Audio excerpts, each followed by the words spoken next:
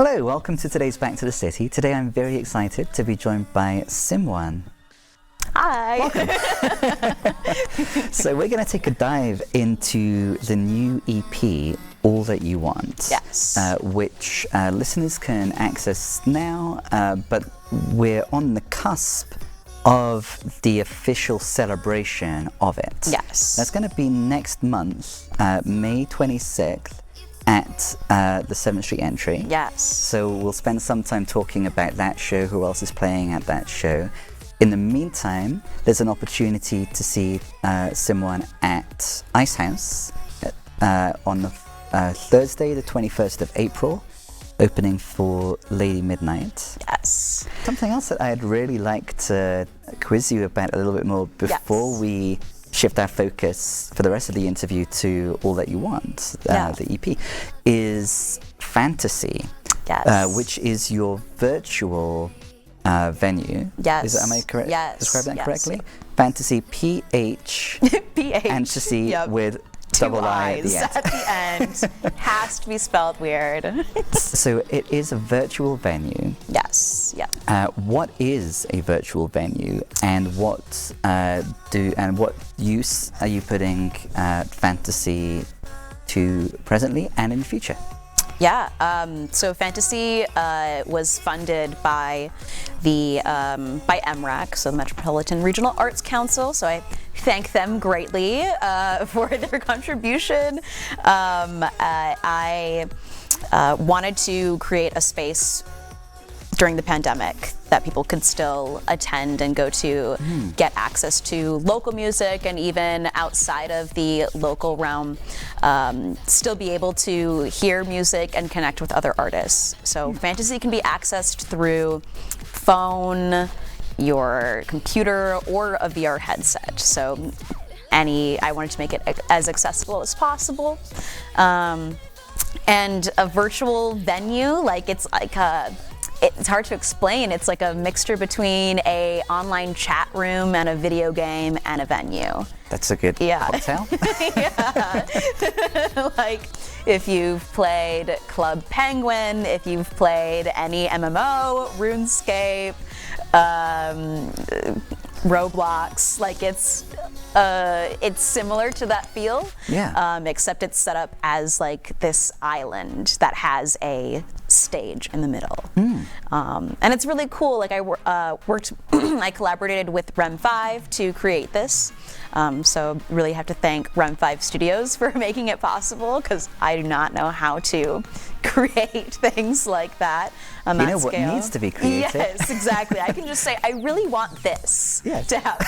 So, and they do it. Yeah. So that was really that's really cool. And so for the next 3 months, April through June, there will be musical showcases by both local artists and national artists. So I hope to connect pop artists and electronic artists in that way. Where can viewers find out what's going to happen and how they can access it? They can find out on Placebo Records website, because Fantasy is under Placebo Records.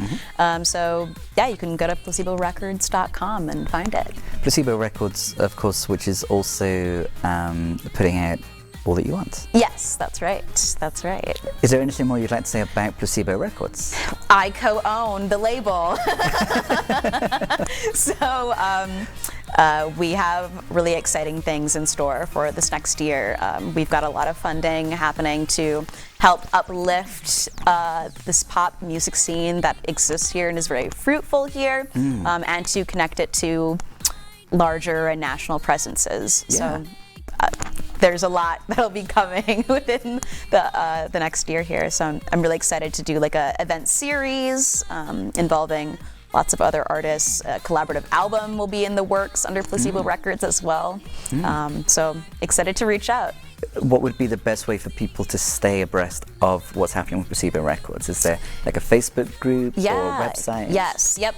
Either website or social media. Placebo Records is on all social media as well. So you can reach out under the handle Placebo Records too. Cool. Yeah.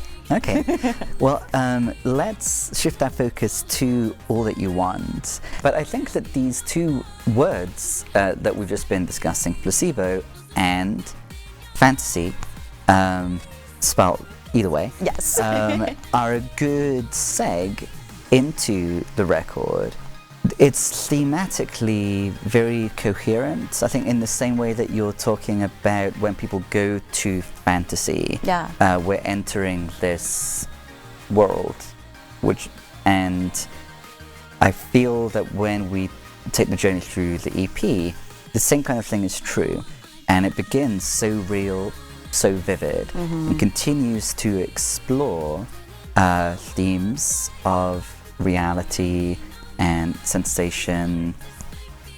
So could you say a little bit more about the words placebo and fantasy, and how they relate to the project and to all of these projects, to the themes in the record, to the world that we enter in the record, placebo and fantasy? How does that all relate?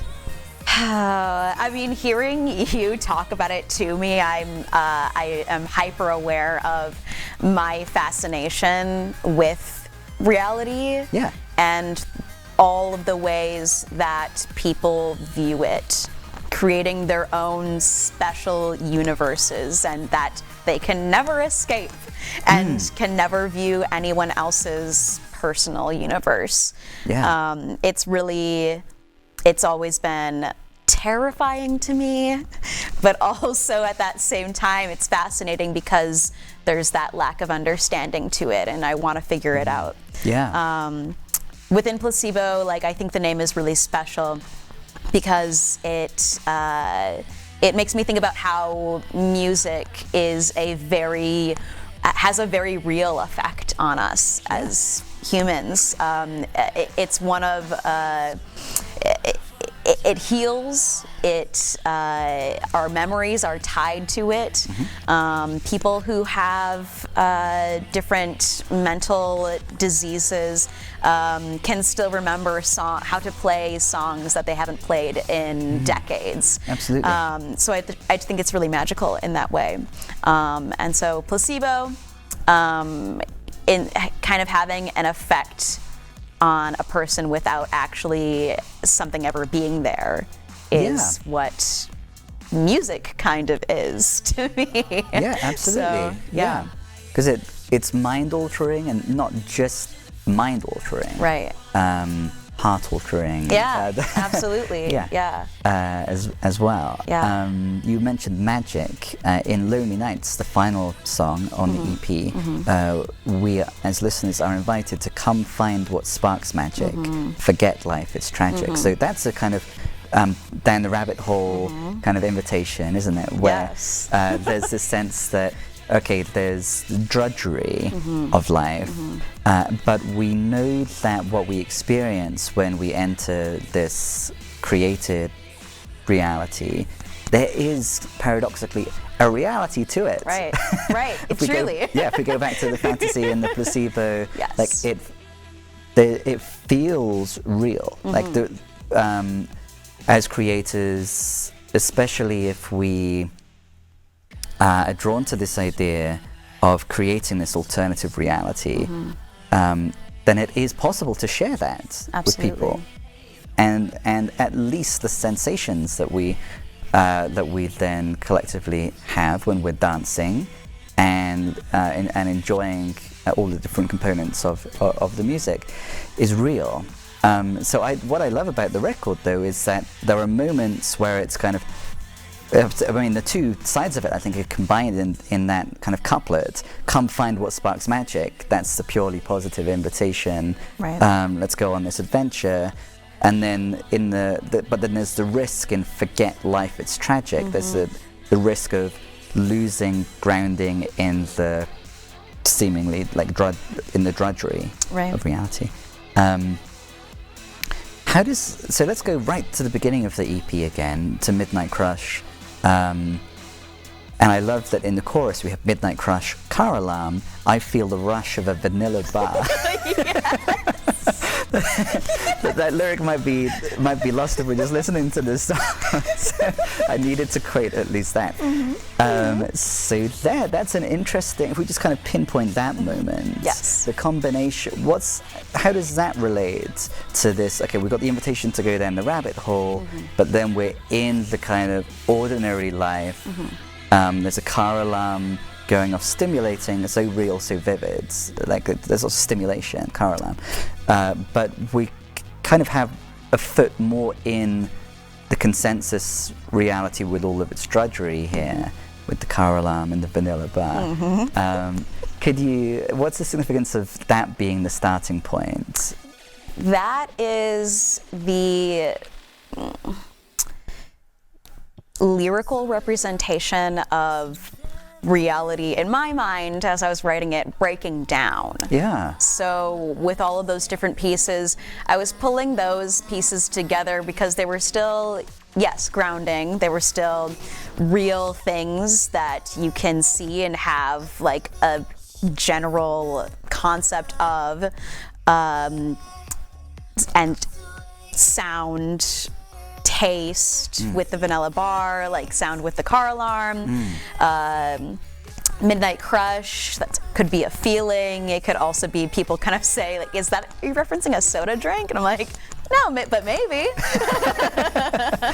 That could be part of the fantasy too.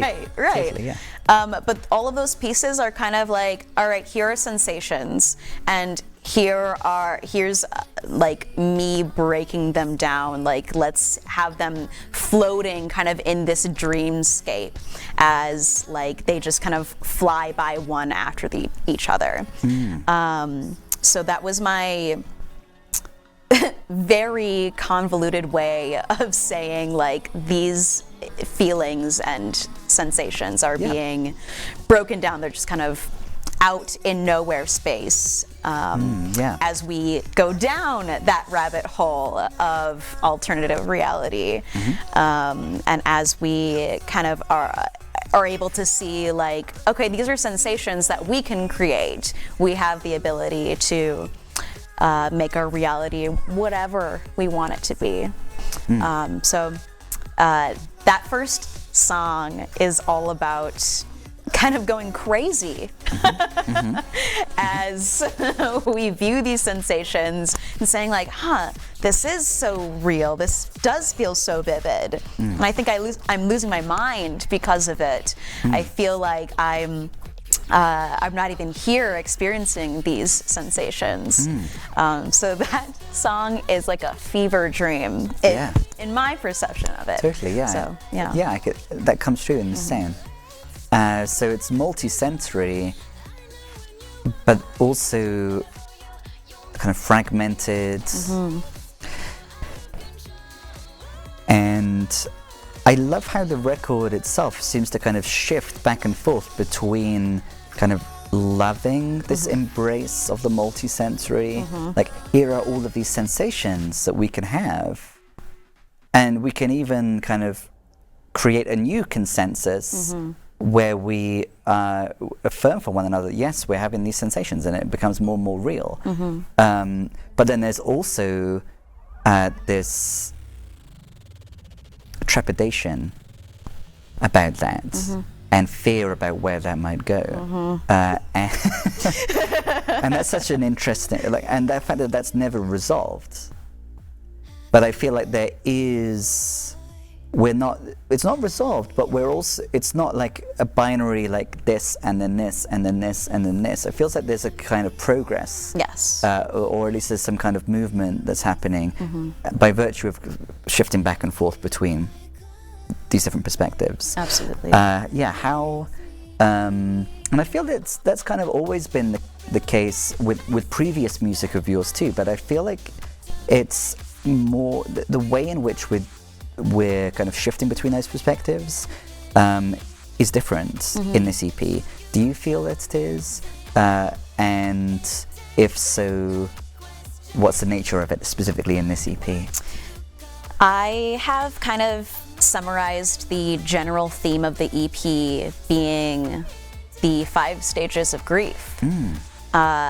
In this exploration of hyper realistic lenses, and leading down this rabbit hole of a new reality, a shared reality, or a reality we want things to be.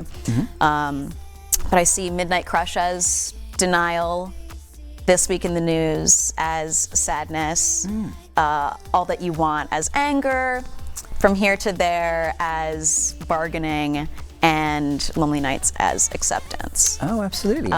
Because throughout all of this, I am on my own journey of saying goodbye to a person I used to be, which maybe was more apparent in my previous works. Yes. And accepting now what I am becoming and getting to know myself again. And I always enjoy viewing things through hyper-realistic and futuristic ways, and so it's definitely come out in this way as well. Yeah. But that's definitely how I see things. And if you look into like some of the themes within each song, although they have their own special universes as well, as each song is very different, I definitely see the songs being connected in that way all together. Yeah, absolutely. I'm glad I asked, because it does map on. The songs do map on to those 5 different stages, don't they? Like the anger in All That You Want, for example. Yeah. Very sassy. Yeah. I think that, so something that struck me, particularly when I was listening to that song, being the title track, to me, the record seems to be grappling with, okay, so if we are kind of co-creating this shared, like we'll say within our kind of tribe, we're co-creating this reality that we have consensus about, then determining who to trust in this co-creative venture is, I think, a key theme. And it comes in near the end of the previous song, which This Week in the News, try to give you everything, but are we part of the same team? So realizing, okay, we do as humans have the capacity to kind of create like scenes and to determine what placebos we are at play in this scene, where then then we're all kind of, we're dancing and it's multi-sensory, but then we also have the capacity to recognize, well, something isn't working here. There's a component that does not serve this reality that we're creating here, and we have the power to transform or remove this component. And then, just determining who one is co-creating with and setting the parameters for it. That seems to be a recurring theme in lots of the songs. And I think in All That You Want, there's some anger at a potential kind of co-creator where it's seeming like this isn't working. Could you expand a little bit more on that kind of interpersonal, collaborative, who to co-create with dimension? Absolutely. I think in general, personally, when I have a concept of what is about to happen, there's a sense of control about your reality after that. Once you have expectations, and when there's a conflict between that can be very threatening to your sense of control, but you never had any to begin with.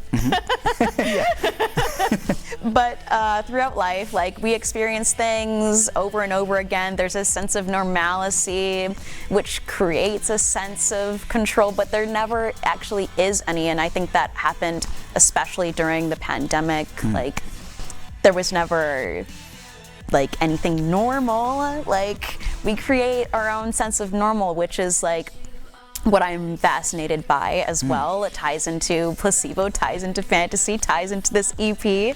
And so, with that quote of tried to give you everything, but are we part of the same team?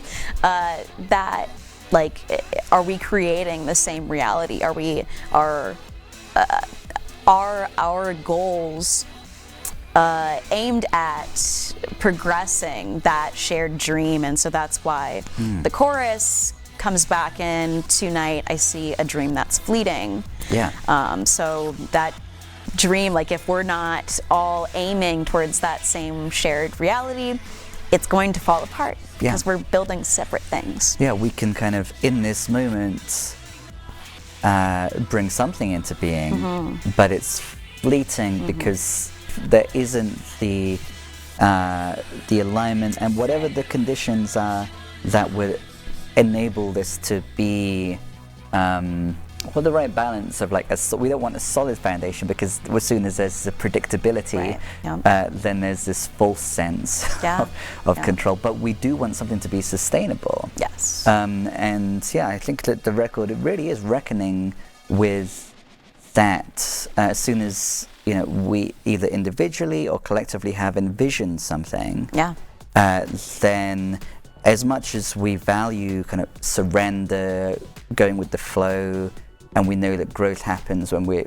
don't try to control things, we at the same time want to remain true to our values and to stick with it for long enough to allow something resembling what we've envisioned to manifest. Exactly. So navigating that, Yeah. I think the record is offering, I think the 5 steps of grief kind of relate to reflection on the difficulty of navigating that. Absolutely. And it's so sensitive.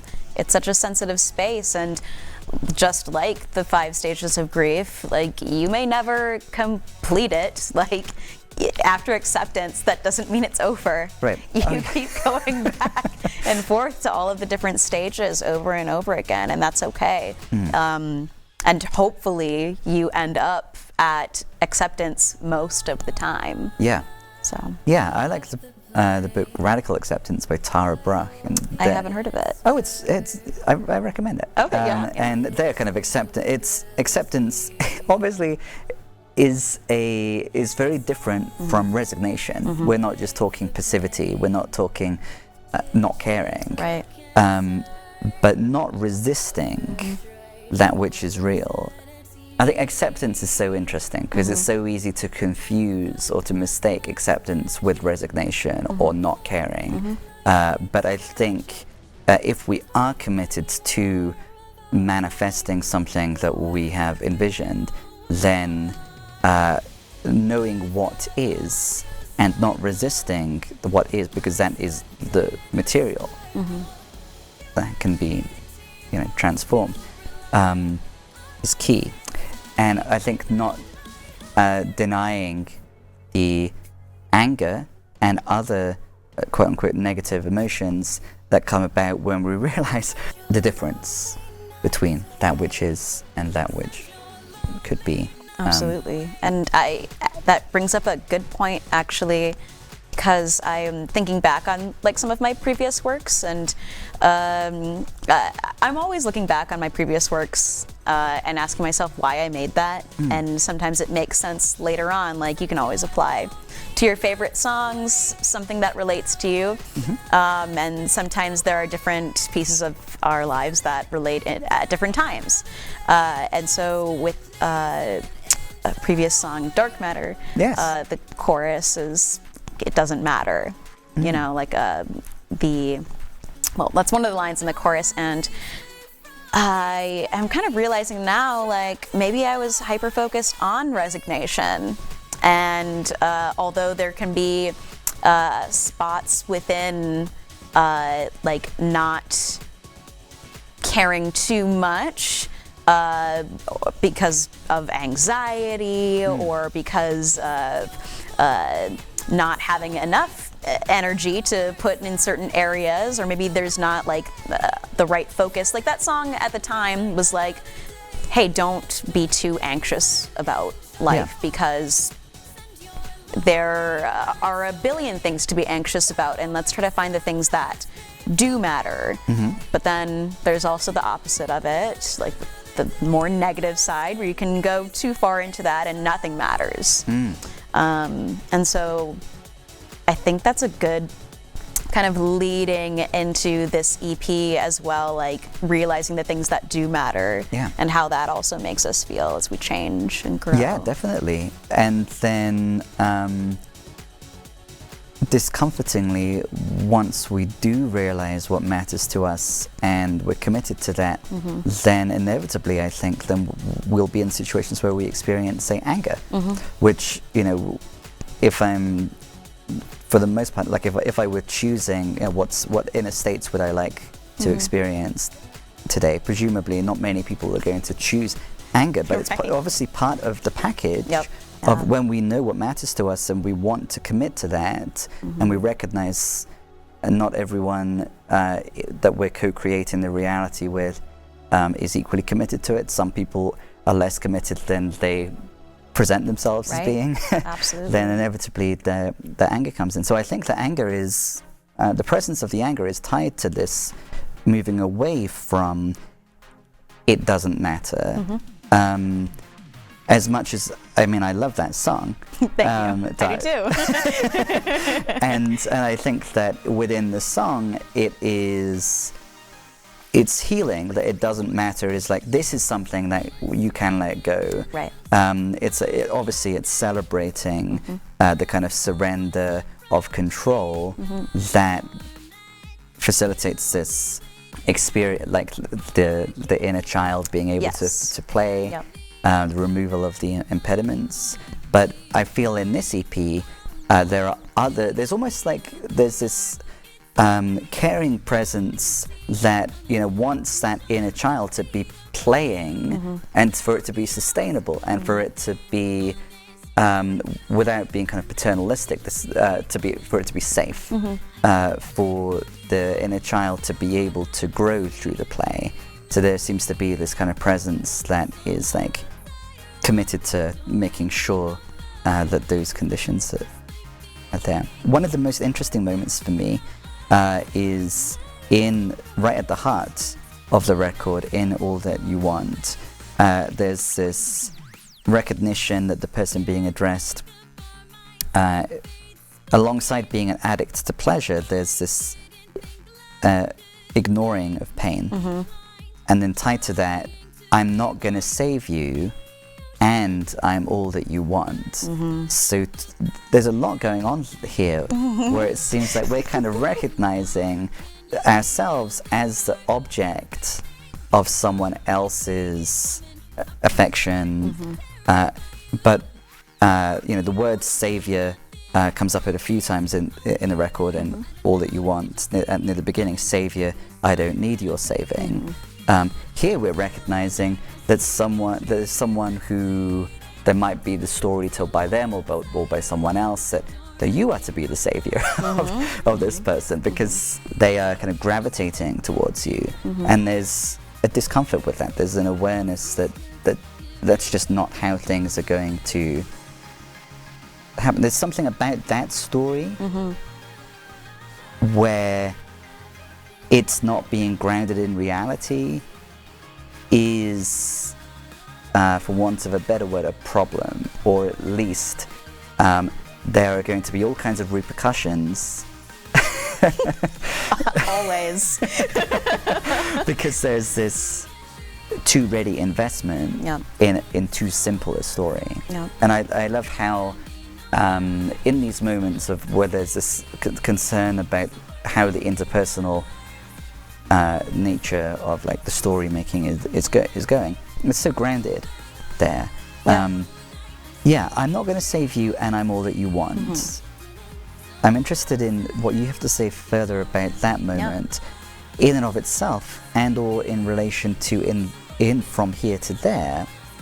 I'm holding on and wishing that in the end I'll show you what you're missing. But those are just two interesting addresses.